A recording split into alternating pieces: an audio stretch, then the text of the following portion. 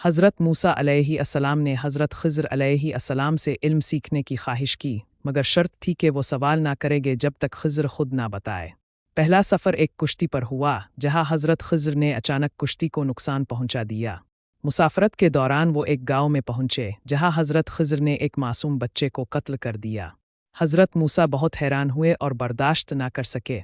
तीसरे वाक़ये में वो एक बस्ती में गए जहाँ लोगों ने मेहमान नवाजी से इनकार कर दिया, मगर हज़रत ख़िज़र ने वहाँ एक गिरती हुई दीवार को सीधा कर दिया।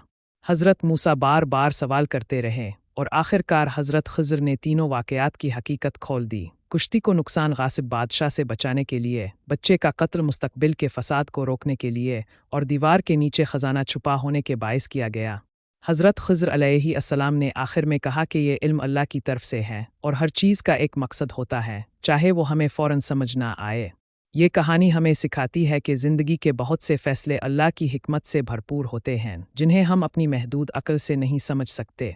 हज़रत ख़िज़र का इल्म अल्लाह की अता से था और वो चीज़ें देख सकते थे जो आम आँखों से पोशीदा थीं। हज़रत मूसा अलैहिस्सलाम का ये सफ़र इंकिसारी, सब्र और इल्म की तलब का बेहतरीन नमूना है। ये तीन वाक़यात हमें ये सिखाते हैं कि हमेशा नज़र आने वाली हकीकत मुकम्मल हकीकत नहीं होती। अल्लाह ताला अपने बंदों के लिए वही फ़ैसला फ़रमाता है जो उनके हक़ में बेहतर होता है, चाहे वो हमें वक्ती तौर पर कठिन लगे।